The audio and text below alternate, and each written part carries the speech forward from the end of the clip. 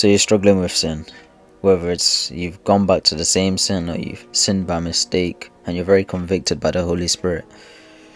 Paul, who was an apostle of Jesus Christ, I do not understand what I do, for what I want to do I do not do, but what I hate I do. And if I do what I don't want to do, I agree that the law is good. As it is no longer I who do it, but it is sin living in me.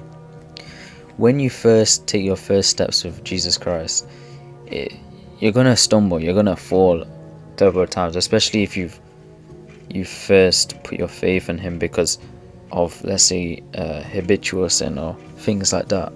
But you have to remember not to rely on your own strength. If you give power to sin, then you've already lost. If you try and focus too much more on the sin, then you've already lost your battle with it.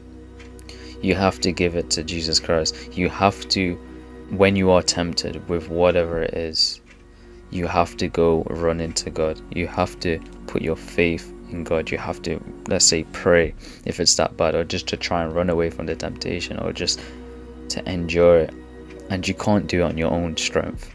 Then he goes on and carries on saying this: I know that nothing good lives in me, that it is in my sinful nature.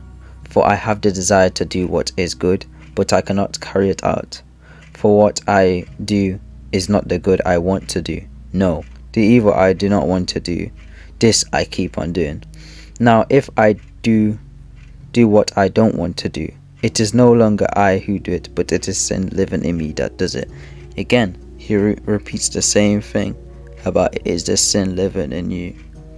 And it almost shows how like, again, the spirit is willing but the flesh is weak, and that's what we have to put hope in.